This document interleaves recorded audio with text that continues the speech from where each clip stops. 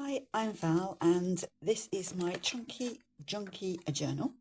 In a previous video, I showed you how I made this and did a sort of flick through of the various pages. And I thought I'd show you how I've got on so far with decorating it, tarting it up, whatever you care to call it. It has got very large. It is going to get even larger. It's going to have what I've heard referred to as a gator mouth. There's no way it will close neatly, but who cares? So I've put some gel prints on the front and back just to liven up what was dull brown cardboard. So that will get even more decoration on it, but I just wanted to put something on there in the meantime. So on here, I did a contents page, kind of like you have contents in a magazine. I quite like the idea of just having some random things that I found in magazines pasted on there. I particularly like this. I hope you can see. Don't miss an eccentric disregard for taste and subtlety. And yeah, that's probably about what you'll find in this journal. There's a little house there. I just cut out like a child's idea of what a house looks like, and did some paper collaging on top, and there's a printing stamp as well of a bee on there. Here I've just done it's a little kind of a figure. It's a little bit of braid on the bottom there and some of these gems that you stick on for a necklace, and there's a paper clip on there. It just hooks onto that pocket there, if I can do it. And that is some fabric tape. I saw something, I think it was on Instagram, about where you make fabric tape by just using double-sided tape and sticking it on the reverse side of some fabric. So I had some selvages that I'd saved from larger pieces of material, and I thought that would look good to use the selvages. That's what that is. And then here, that's a chocolate wrapper, and I've just stapled a bit of plaited paper onto there to make it into a kind of a tag. If we go through here, oops, my glass is slipping down. Yeah, this is, there we go, my Chunky Junky Journal. These letters I found, there was something quite old that I found, and they were white plasticky kind of material. And I didn't know what to do with them, so I just ended up using acrylic paint and sponging it onto them to make them this rather nice colour. And then I was going to stick them on the front of the journal, but I thought they might get knocked off. You might get the old letter knocked off as the journal was being handled, so I put them in here. But it was quite fun. What else have we got that I've done? I stuck a gel print on there. It's just some food packaging. That's from a book page, a rather nice picture of a cat and hat. And that's a little stamp that I made. I've got some die cuts of postage stamp shaped things. And so I made a little kitty cat stamp. Just as pure silliness. Why not? Here, I saw something else, I think, on Instagram, or it might have been YouTube Shorts, where someone was using silver foil labels from things like yogurt pots, and she was putting them through an embossing machine, like a Sizzix machine, an embossing folder, and you can get some really nice effects. So that was, I think, a lid off a yogurt pot, and I've embossed that and just stapled that on. Here, that's a tag that I'd made out of cardboard from packaging of some Body Shop shower gel, and I just stuck a picture of a cat on the other side. And with this, I made this little tag, or this little dangly thing, and it's from when you get a new SIM card in your phone, and you push the SIM card out of that shape there, and you're left with this remaining bit of packaging. As it's just a tiny piece of fabric glued in there. There's some pretty paper on there, and obviously some beads that I've strung there. So yeah, I thought that was quite nice. This little bird is made from, it's just where I've used watercolour paint and just swatched colours onto a sheet of paper. and so I used the paper just to cut up to make this bird shape, and just printed a couple of words on there, fly away. You don't need to use a brad if you're making one of these, but it's quite nice if you do, so you can move the wing around. It's another house that I made, just a standard house shape, and then I've collaged fabric on here. It's a printing stamp of a bird, there's some paper, and a vintage postage stamp. I think that's from Hong Kong. And what else have I got that I've done? Yeah, there's another house there that's a paper collage with a bit of postage stamp on the side there, and lettering and a dragonfly stamp. What else we've got? That's just from a leaflet from the library about I think it was to do with Women's History Month, and I like that picture, some women at their scientific studies. I think, judging by the hair and the clothing, it might be, the original photo might be Edwardian, maybe, possibly. And I added a bit of sari silk on there. Oh, and this, start with this. This was from just playing about with a stencil and acrylic paint and alcohol inks. I think they're called mica powders as well. I've got some of those. Don't really know what to do with them, but I've got them. So I was just playing about, and it's probably a bit glary, this, because it's in a cellophane pack, or a cellophane bag. Some of the powdery stuff was coming off on my fingers, so I put it in this bit of sort of old packaging just to keep it from getting too messy. And this, I found a bookmark in Waterstones. I don't know who the author of Strange Houses is or what kind of book it is. I think actually it might be maybe a murder mystery type thing.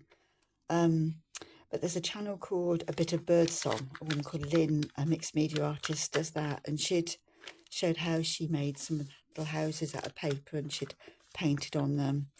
And so I tried to do something similar. So they're just book pages, and I've used watercolour paint, and then I've dribbled some alcohol inks down there. And there's some little stamps of, they're meant to be little birds in the sky. And we've got another house there that I've collaged. And another one there. What else? A bit more of that fabric tape that I made from a selvage. And yeah, this, because I love this picture so much of this woman, I thought we would have a trio of strong women. So we've got, this is Mrs. Mary Robinson from a portrait by George Romney, and she was an actress. And we've got Elizabeth I in a postage stamp. I think that says 4p. Without my glasses, I think it says 4p, which is very cheap considering how much postage stamps cost now. So I do still want to find some things to stick on that part where the wording is, but they've got to be the right things that she's pointing at. So I've got the idea they might be luxury items that she would enjoy owning. This is just very silly. I was cutting up some a book which had some portraits in it, and this is George Washington, and so I stuck him on to a packet of couscous because why not? And there's a little cat down there as well that I stuck on there, and he just seemed, I don't know, somehow I just liked him on the couscous. This, more silliness, this is just very silly. There's a video by a woman called Elizabeth St. Hilaire. She does loads of videos on YouTube, and she really is brilliant if you're trying to learn how to gel print. And she did one about postage stamps, using those and using sort of head and neckline for postage stamp, and then creating a body to go on there. So I don't know whether you can see that, but there's Queenie, and I've given her a red dress, and it says on there, "One likes a dress to have pockets," because don't we all? And also it does mean I don't have to draw hands. And I find hands impossible to draw. I'm not good at drawing at the best of times, but I really can't do hands. This is a clothing label. I think that's originally from Primark, and I've just covered it in gel printed paper, and there's one of my cat stamps on there, if you can hopefully see that. Another postage stamp, and that tucks into there.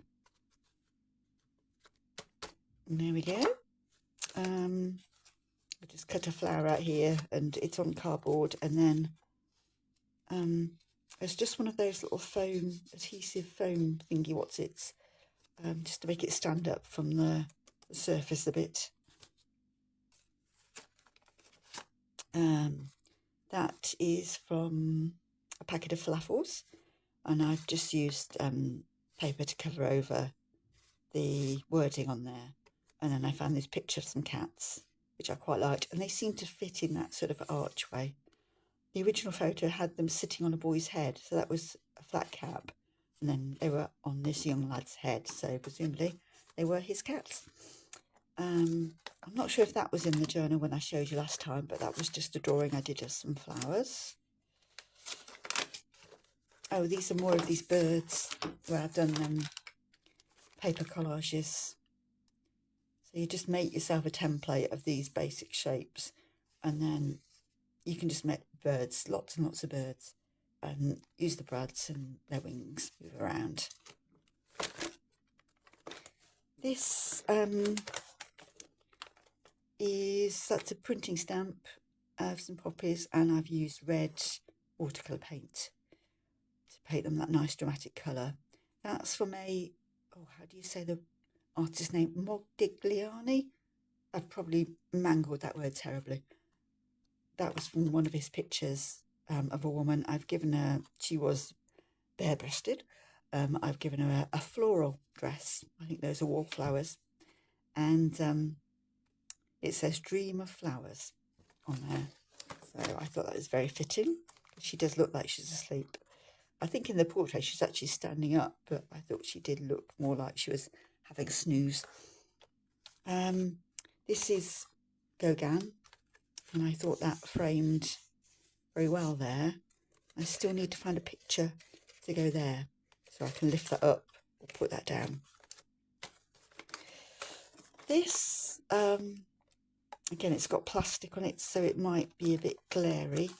But this is a picture from, it was a children's book, and I think she's meant to be the evil stepmother from Snow White, if you can see there. So I cut her out, and this is from a packet of glue sticks. I've covered that in orange paper, and I've added this, which is just some kind of trim that I bought somewhere or other, probably Temu, and I think it might be for florists. But I stuck that on a little bit of corrugated brown paper, and it kind of, I thought instead of the evil stepmother, she was more my idea of Rapunzel, a bit of a scheming Rapunzel. She's there in her tower, which is represented by being stuck under the plastic, and this is what's growing up around her tower. So presumably she's scheming about how she can get out of there, and she seems like not the sort of woman to wait around for a prince to come and rescue her. I think this tag was in the journal originally. I put some sari silk on there as a vintage stamp, a bit of washi tape, and this is another of these SD card holders, and I've just put there's a stamp on there in that picture. Is an astronaut, and some beads obviously on there.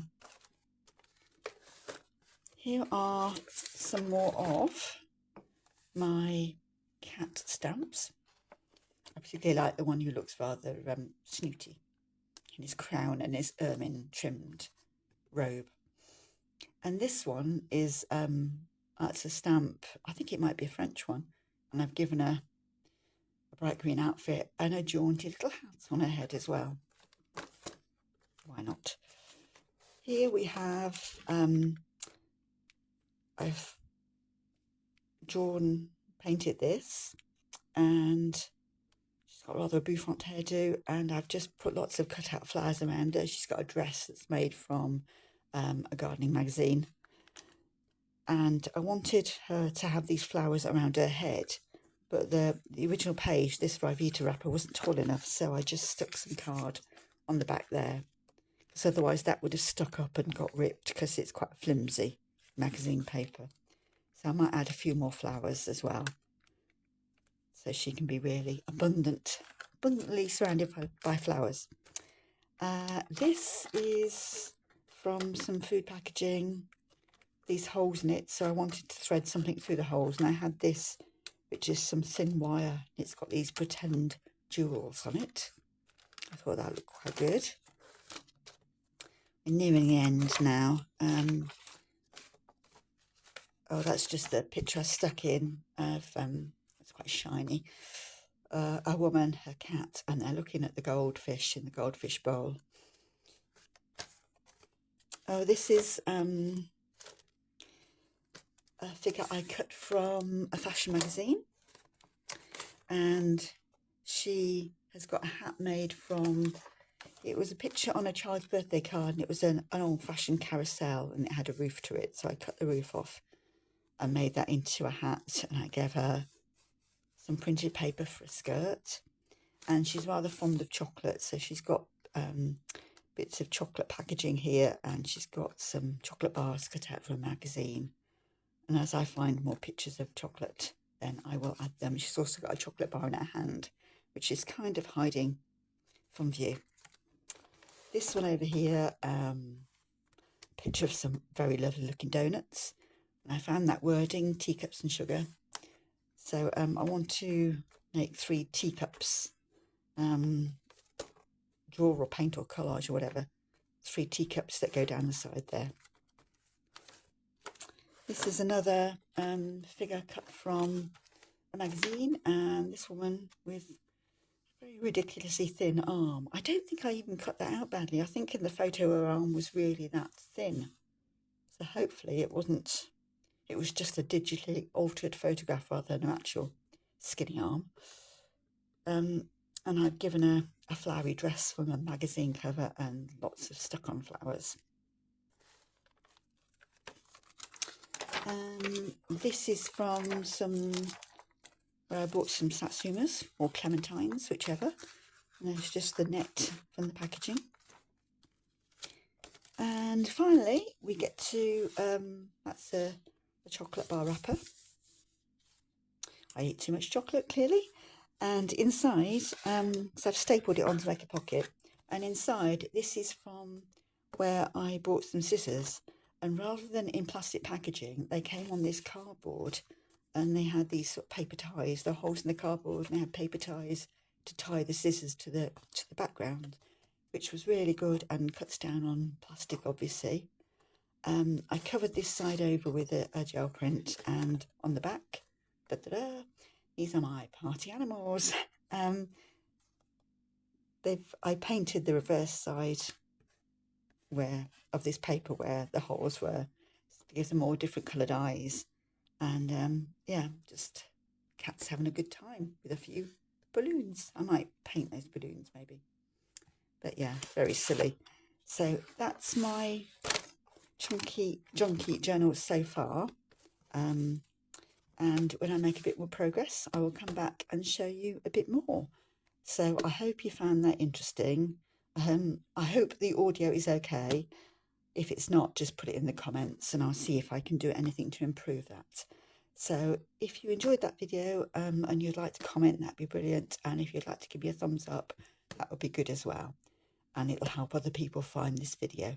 So thanks so much for your time, and I'll come back when I've got something to show you. Okay, bye-bye.